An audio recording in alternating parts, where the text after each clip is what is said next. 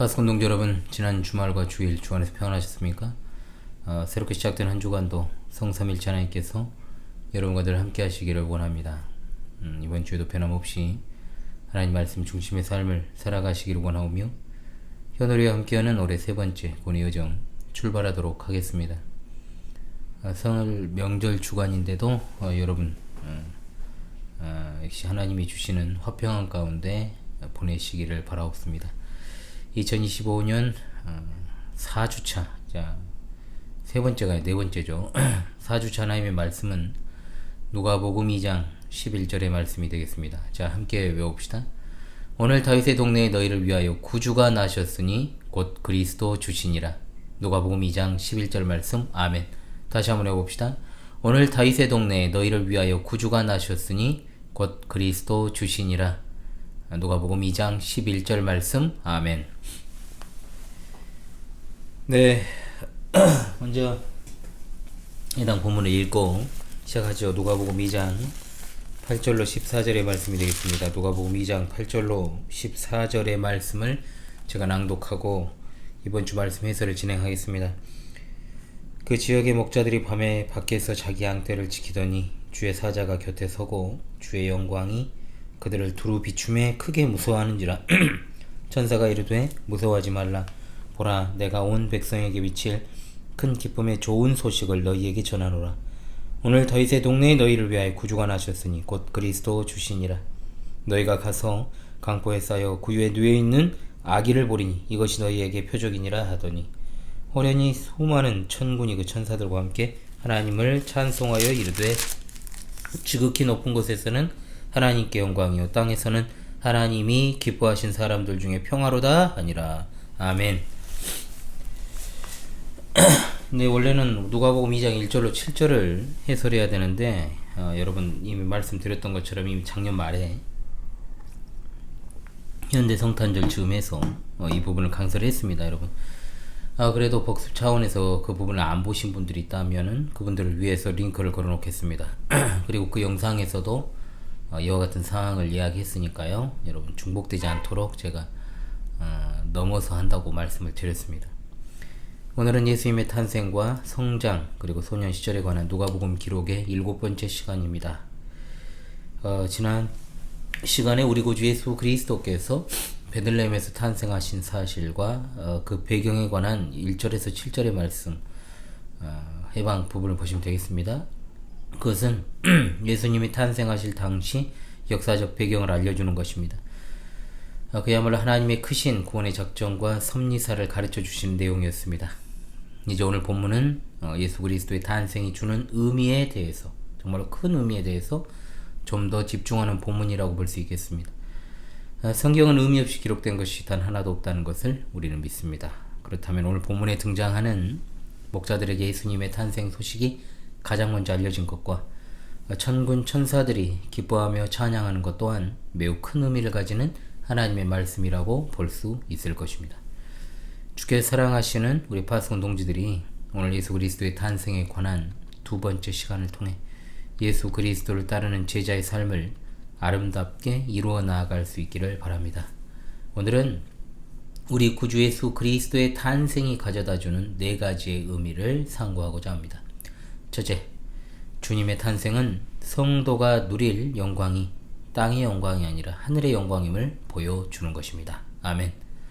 자, 8절로 9절의 내용에서 주목할 것이 있습니다. 우리 주님이 온 세상이 한꺼번에 알도록 떠들썩하게 오신 것이 아니라 소외되고 천하게 여겨졌던 목자들에게 가장 처음으로 자신의 탄생을 알게 하셨다라고 하는 거죠.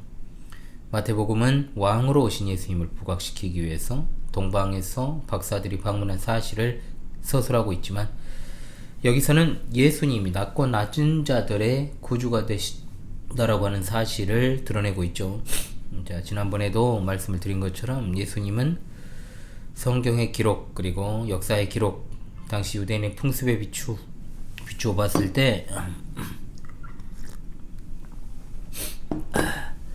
지금과 같은 지금이 아니죠. 지금이 이제 2월 넘어가는 시점이니까 4월이죠. 4월 따스한 봄에 탄생하셨습니다. 그래서 우리 교회는 우리 주님의 나심과 부활을 기념하는 날을 매년 4월 첫 주로 정해서 보내는 것입니다. 9절에 주의 사자가 곁에 서고 주의 영광이 그들을 두루 비추었다라고 했습니다. 영광으로 번역된 헬라어는 하나님의 임재 그리고 빛 그리고 장엄함을 뜻하는 말이죠. 자, 예수님은 하나님의 영광 중에 부활하셨고 또한 하나님의 영광 중에 그 영광의 보좌 우편에 앉아 계시며 또한 영광 중에 구름 가운데 다시 오실 것입니다. 또 이런 하나님의 영광이 목자들에게 두루 비추었다 라고 하는 것은 하나님의 은혜로운 계시가 주어질 것임을 보여주는 겁니다. 마치 출애굽한 백성들의 이동식 예배 초소였던 회막에 하나님께서 임재하실 때 그분의 영광을 나타내시고 또한 임재를 상징하는 구름이 머물렀던 것과 같습니다. 하나님의 영광은 곧 하늘의 영광이지 않습니까? 이 하늘의 영광이 목자들에게 두루 비추어졌다고 할지라도 목자들의 신분이 변화되고 또 귀족이 되지 않았고 로또 당첨이 된 것처럼 갑자기 일확천금을 얻게 된 것도 아닙니다. 오직 하나님의 영광이 그들에게 비추어졌을 뿐입니다. 또한 그 내용에 있어서도 그리스도께서 탄생했다는 소식입니다. 이 점이 핵심이죠. 우리 사랑하는 동조 여러분, 예수님을 잘 믿고 그분을 잘 따르고 계시는지요? 잘 따르신다라는 가정하에 하나님께서 그분을 잘 따르는 여러분에게 집도 해주시고 돈도 주시고 차도 사주시고 땅도 사주시고 빚도 갚아주시고 정규직 일자리도 주시고 사업이 번창하는 영광을 주셨습니까? 자, 아니오라고 이제 대답을 했을 때 여러분의 심령이 어떤 상태인가 분석을 좀 해보면, 첫째, 바라고 바랐는데 안 주더라, 이런 섭섭한 감정이 있을 수도 있고, 둘째, 어차피 안 주는 것 체념한 상태에서 대답하는 어떤 한탄 섞인 넋두리도 있을 것이며, 셋째, 의견 없음 또는 관심 없음이죠. 생각도 해본 적이 없다라고 하는 것. 자, 성도된 이들이 자신들의 삶의 어려움을 토로합니다. 자, 삶을 토로하는 것은 좋은데 문제는 하나님이 우리에게 주고자 하시는 영광과 성도들이 이 땅에서 받기 원하는 영광은 다른 것이 아닌 분명 같은 것인데, 성도라 불리는 사람들 가운데 다르게 생각하는 사람들도 더러 있습니다. 자, 그것은 분명 땅의 영광이 아니라 하늘의 영광이라는 그 사실을 강구하는 거죠.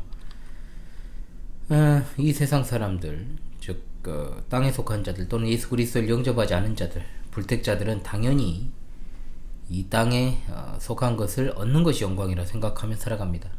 자, 땅의 영광이 뭡니까? 부, 권세, 명예죠. 그런데 하나님께서 주시고자 하는 영광은 하늘의 영광입니다.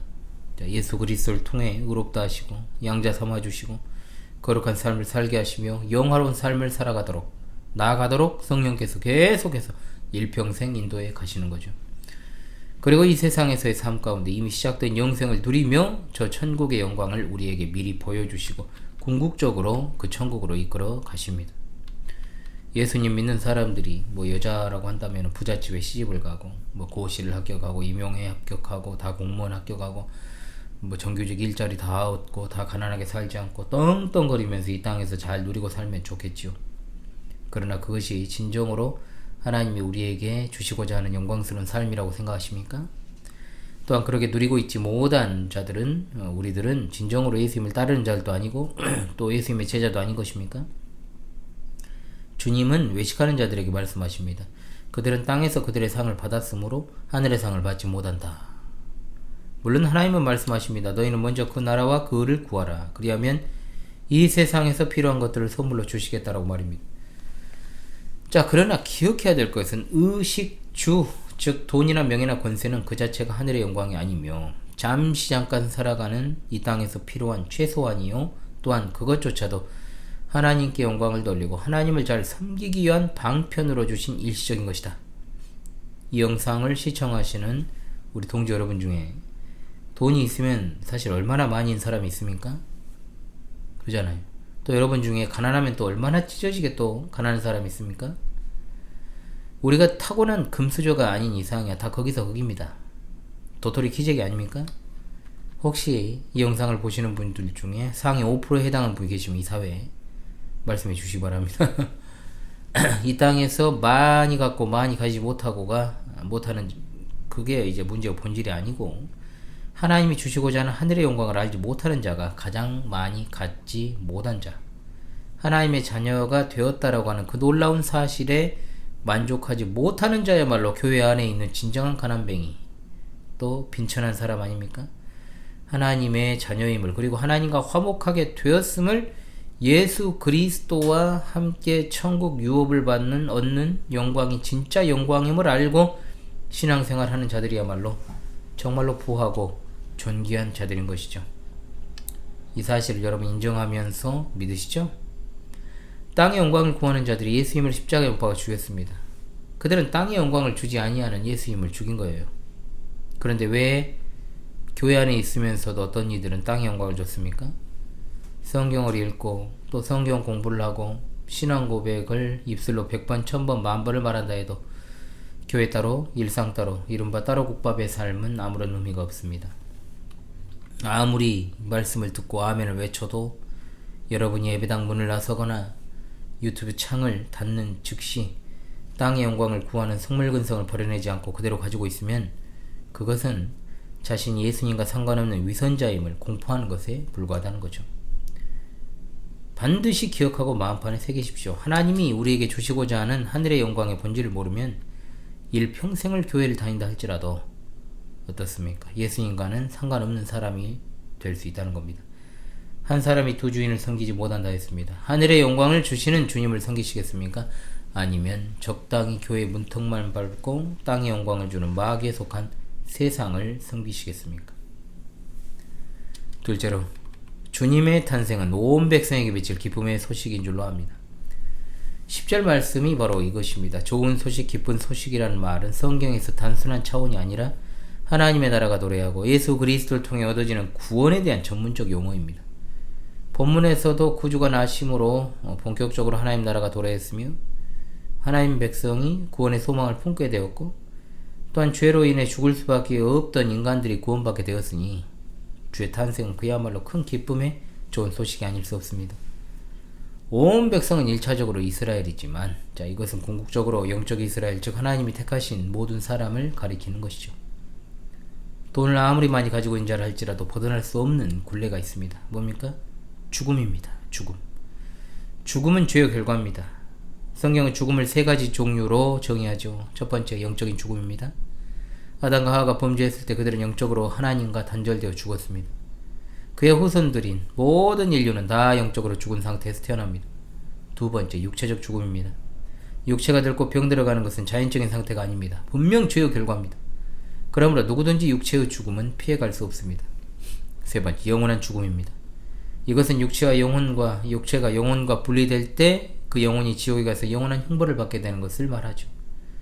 이러한 죽음은 그 누구도 피해갈 수 없습니다. 왜냐? 죄의 결과이기 때문입니다. 그런데 예수 그리스도를 통해서 이 죄와 사망의 저주로부터 탈출구가 생긴 것입니다. 십자가의 대속의 죽음을 통해서 하나님의 진노의 자녀였던 우리가 하나님과 화목하는 관계가 열린 거죠. 우리가 받아야 될 죽음의 저주를 예수 그리스도께서 대신 받으심으로 말미암아 죄와 사망으로부터 해방되고, 거기서 끝나는 게 아니라 죄 용서함을 받아서 의인으로 인정받습니다. 그것이 바로 이 기쁨의 소식이요, 또한 그것이 바로 우리가 붙들고 있는 복음인 줄로 압니다. 예수 그리스도를 알지 못하는 자들, 이 말은 지식적으로 알지 못하는 게 아니라 그분을 자신의 구주로 영접하지 않은 수많은 인류들, 멀리 있지 않아요? 여러분의 남편, 여러분의 아내, 아들, 딸, 동생, 엄마, 아빠, 친한 친구 할 것 없이 유감스럽지만 그들은 오늘 또 열심히 지옥행 열차에 탑승하여 달리고 또 달리고 있습니다. 명절 때 여러분 가족들 많이 만나잖아요. 하나같이 다 예수님 잘 믿고 있습니까? 그렇지 못한 경우가 많지 않습니까? 이단들은 지옥행 급행 열차를 타고 아주 빠른 속도로 가고 있을 뿐, 어차피 예수 그리스도를 믿지 아니하는 자들은 이처럼 지옥의 종착역에 시시각각 가까워지고 있다는 겁니다. 사망의 그늘에 앉아 죽을 날만 받아놓고 기다리는 자들이 이 땅에서 잠시 잠깐 누리는 기쁨? 그들이 가진 것 그것 불허할 것이 없지요. 그런데 문제는 뭡니까? 이 기쁜 소식을 누린다라고 하는 우리 그리스도인들이 그야말로 어떤 수심 가득한 얼굴을 하고 교회를 다니는 것이 정말로 너무 열받아가지고 목사인 저도 수심이 가득할 수밖에 없는 그 현실을 살아가는 게 진짜 문제죠. 죄의 문제를 해결받았는데 참 욕심들도 많은 것 같아요. 예수 그리스도의 대속의 십자가가 모든 문제의 근원이냐 해결책인데, 자, 그 해결책을 받고 누리는 것이 바로 예수 그리스도와 연합한 성도일진데, 기쁨은커녕 간당 교회만 겨우 다니고 있죠. 자기도 안 기쁜데 뭐가 좋아서 다른 사람한테 이것을 갖다가 알리겠습니까? 가까스로 교회 다니는데 누구를 갖다 교회를 데려오겠어요? 그잖아요? 제가 나름 전도왕 출신 아닙니까? 전도왕 되려고 사람을 전도한 것도 아니고, 그죠? 전도한 대상자들은 하나같이 다 저보다 세상에서 잘 살고, 잘 타고났고, 부모님이 아주 가지고 태어나가지고, 그죠? 무엇 하나 저에 비해서 세상적으로 꿀릴 것 없는 자들이었어요. 다 과거형입니다. 사람 봐가면서 전도한 적이 없습니다. 저 사람은 안 된다고 생각하며 하지 않았던 적도 없어요. 왜냐? 하나님은 살아계시니까. 또한 내가 정말 누리는 복음의 기쁨이 그런 모든 우려를 압도하기 때문에 제게 있어 자랑은 복음을 소유하고 있으며, 또한 짧으나마 하나님에 관한 지식이었죠. 성도들이 기쁜 소식을 받아 누리면서도 전하지 못하는 것은 제대로 누리지 못하기 때문입니다. 수심 가득한 얼굴로 신앙생활 하지 마십시오. 주름은 는다 해도 은혜는 늘지 않습니다. 죄의 문제가 해결되었고 영원한 사망에서 형벌에서 건짐받았는데 뭐가 문제입니까? 우리 사랑하는 동지 여러분, 우리 주님은 우리의 이런 꼴 보시려고 이 땅에 오신 것이 아닙니다.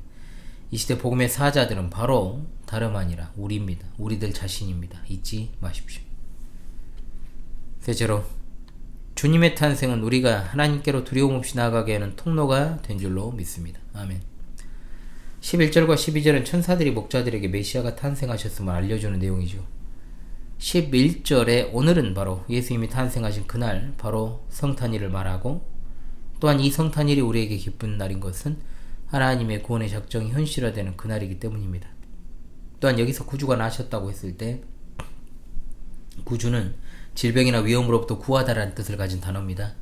즉 구원자라고 할 수 있죠. 당시 많은 사람들이 기다렸던 구주 누굽니까? 로마 제국으로부터 독립하여 과거 다윗 왕국의 영광을 재현할 영웅이었죠. 우리 구주 예수님은 자기 백성을 그들의 죄로부터 구원하시기 위해 세상에 오신 그리스도 주십니다. 놀랍게도 세상을 구원하실 그분이 말구유에 누워 계십니다. 세상을 구원하실 분이 세성처럼 하늘로부터 등장하신 것이 아니라 부모의 보살핌을 받아야 하는 평범한 아기의 모습으로 여인을 통해서 출생하셨습니다. 우리는 왜 예수님이 이러한 평범한 가정, 평범한 것보다 못하죠. 가난한 가정에서 이렇게 연약한 인간으로 오셨을까? 천사를 본 목자들의 반응이 바로 그 정답입니다. 그들의 상태는 두려움이었습니다. 세례 요한의 아버지 사가랴도 주의 사자를 봤을 때 두려워했고, 마리아도 그랬습니다. 구약의 이사야 선지자도, 에스겔 선지자도 그랬고, 심지어 다니엘은 계시를 받고 혼절해서 알아눕기까지 했지 않습니까? 기도원은 울었습니다. 이 사람들이 왜 그랬을까요? 담대하지 못하고 소심했어요? 아닙니다. 주의 성을 가진 인간이기 때문에 천상의 존재를 보고 두려워한 것입니다. 도둑이 제발 저린다고 하죠. 죄 지은 사람이 경찰차를 무서워하는 것 같은 거예요. 그러나 그러한 무서움의 크기와는 도저히 비교할 수 없는 것이 바로 죄인들이 가진 두려움입니다.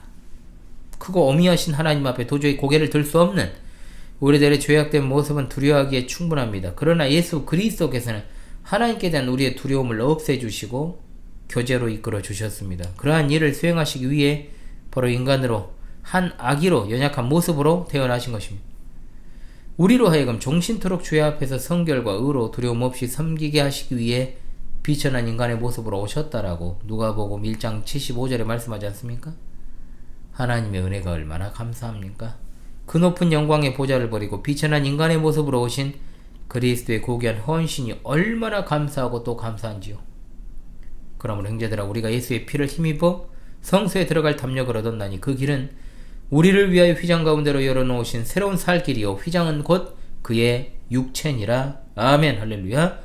두려움 없이 하나님을 아빠 아버지라고 부르며 교제할 수 있게 된 것이 바로 예수 그리스도 때문인 줄로 압니다. 우리를 위해 독생자를 보내주신 하나님 아버지를 찬양하고 우리를 위하여 낮고 낮아이신 예수 그리스도를 찬양합시다. 아멘. 넷째로, 주님의 탄생은 하나님의 찬송의 백성들을 회복시키심으로 하나님이 다시금 영광을 받으시기 위함입니다. 자, 13절로 14절에 호련히 수많은 천군이 그 천사들과 함께 하나님을 찬송하여 이르되 지극히 높은 곳에서는 하나님께 영광이요 땅에서는 하나님이 기뻐하신 사람들 중에 평화로다 하니라. 아멘. 호련이라는 말은 갑자기란 뜻입니다. 사실 예수님 개인적인 입장에서 이 날이 하늘 보좌를 버리고 낮고 낮은 인간이 되심으로 이제 고통이 시작되신 날이죠. 또한 이 땅에 오신 목적이 고난받으시고 죽으시기 위해 오신 날이기 때문에, 그러나 그 시점에 하나님과 천사들 그리고 구원받을 인간들은 놀라운 기쁨을 향유하고 있습니다. 이것은 인간이 신이 되신 사상 초유의 사건인 성육신이 죄와 사망의 늪에 빠져있는 인간을 구원하는 기쁨과 영광이 될 것임을 보여주는 것이죠. 지극히 높은 곳에서는 하나님께 영광이요, 9절에 나오는 영광이 하나님의 임재라면 여기 나오는 영광은 바로 하나님께 마땅히 돌려야 될 영광입니다. 하나님의 독생자 예수님의 성육신은 하나님의 구원 역사의 작정이 구체화되는 것이기 때문에 모든 주권을 가지신 하나님께는 영광이 되는 것입니다. 그리고 땅에서는 하나님이 기뻐하신 사람들 중에 평화로다, 한글 성명만 보면은 이행시인데 표준 원문을 따르면 삼행시입니다. 지극히 높은 곳에서는 하나님께 영광, 땅 위에서는 평화, 사람들에게는 기쁨이다. 이렇게 나눌 수가 있다는 겁니다. 하나님의 아들이 구세주로 이 땅에 오신 것은 하나님께 영광입니다. 그의 은혜를 입은 사람들에게는 기쁨과 평화를 가져다 줍니다.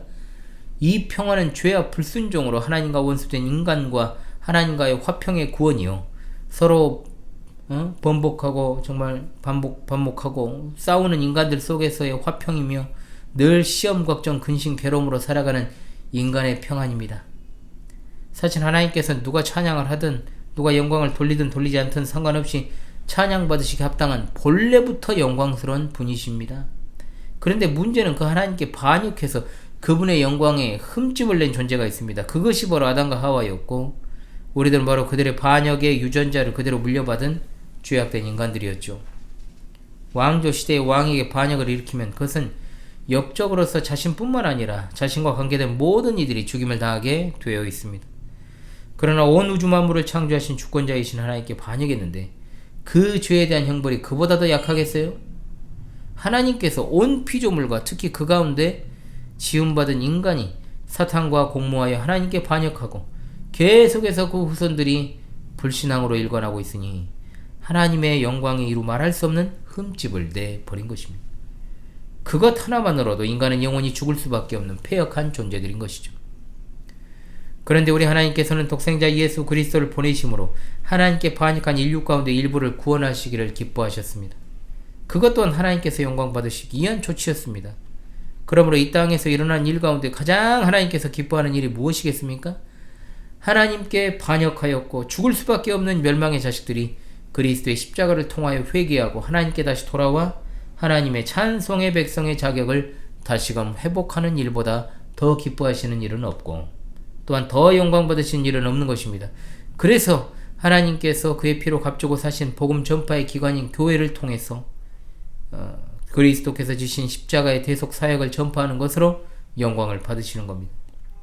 그러므로 이 땅에서 하나님께 택함을 받고 구원받은 우리 성도들이 가장 관심을 기울이고 또한 수행해 가야 될 것이 무엇이겠습니까? 복음으로 사는 것이요, 복음 전파입니다. 마지막 때에 교회를 공격하는 많은 대적들의 무리로부터 교회를 수호하는 것은 물론이거니와 우리는 우리 주님 다시 오시는 그날 당일까지도 복음 전파를 통하여 불신자가 하나님의 찬송의 백성으로 회복되도록 열심히 전도의 사명, 전도로 정말 살아가는 그 삶을 감당해야 될 것입니다.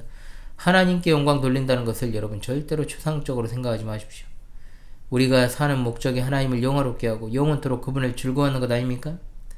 그것은 우리의 일상의 삶에서 하나님을 가장 중요하게 소중하게 여기는 것으로부터 출발함과 동시에 또한 하나님을 전혀 소중하게 생각하지 않았던 사람들이 하나님을 인생의 목적으로 두고 살아가게끔 하는 것이 바로 우리가 복음으로 사는 것이요, 복음을 전도하는 것임을 잊지 마시기 바랍니다. 이보시오, 괴로워하는 양반, 예수 믿고 행복하시오. 이보시오, 각종 질병에 시달린 이여, 예수가 특효약이요. 이보시오, 교회 나오시오. 좋은 말씀 듣고 점심도 드시러 교회 나오시오. 이보시오, 심심하면 교회 한번 오시오. 이런 것은 일요일에 교회 한번 나오게 하려고 초청하는 것, 낚시지 전도가 아닙니다. 이런 것은 상품을 팔기 위한 영업용 홍보, 복음전도라고 볼 수가 없는 것이죠. 여러분이 가지고 있는 복음의 가치를 절대로 폄하하지 마십시오. 우리가 모인 교회, 이것은 단순히 건물로서의 예배당을 가리키는 것도 아니고 더군다나 아무나 와서 잠시 쉬어가는 놀이터도 될 수가 없습니다. 택함받은 구원 백성들이 주 예수 그리스도 안에서 하나가 되고 한마음 한뜻으로 하나님을 예배하고 섬기고 배우고 헌신하고 봉사하기 위해 모인 것입니다. 우리 눈앞에 있는 예배당은 바로 택함받은 구원 백성들이 하나님을 예배하기 위한 편의시설이죠. 그러므로 믿지 않는 자들이 편의점 들리듯이 잠깐 오는 것이 될 수 없는 것입니다.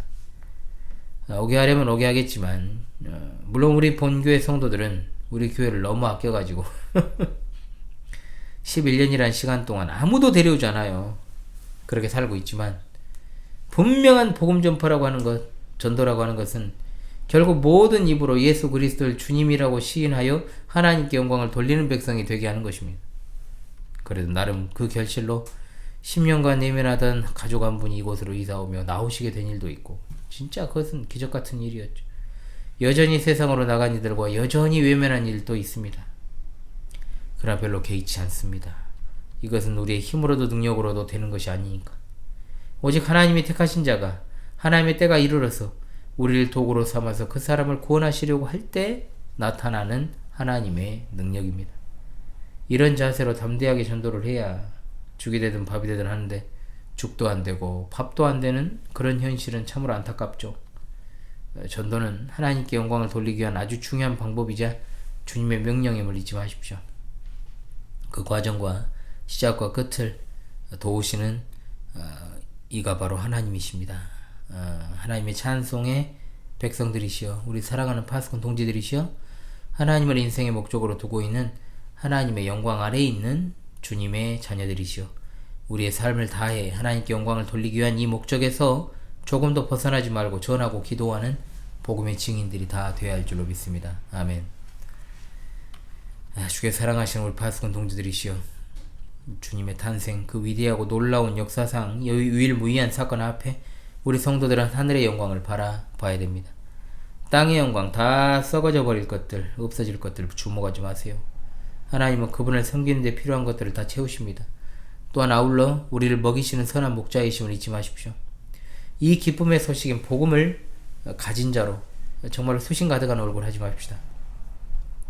영생보다 더 큰 선물이 있다면 그것을 찾아가면 됩니다. 그러나 없잖아요. 그러므로 여러분 이 복음의 기쁜 소식을 진실로 즐거워합시다.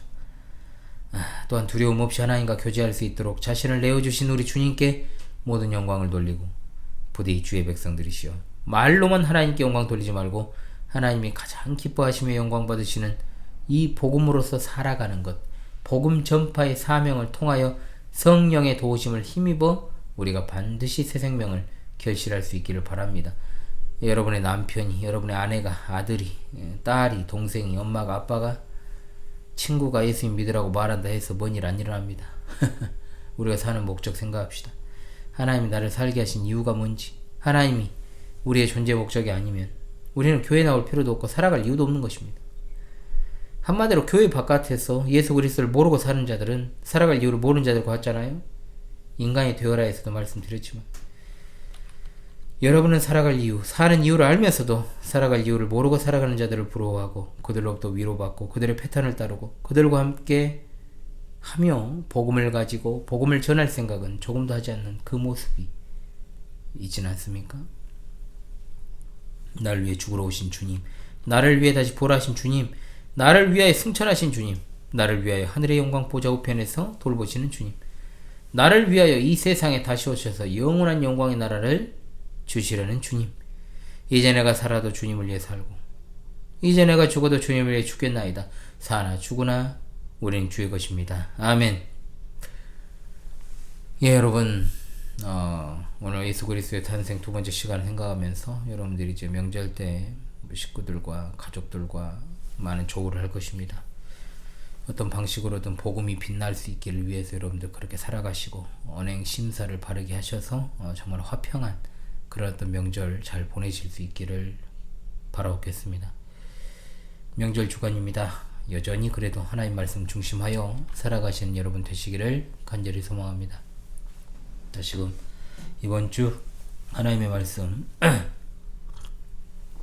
외우면서 자 이번 주 하나님 말씀 해설을 마무리하도록 하겠습니다. 오늘 다윗의 동네에 너희를 위하여 구주가 나셨으니 곧 그리스도 주시니라. 누가복음 2장 11절 말씀. 할렐루야. 아멘.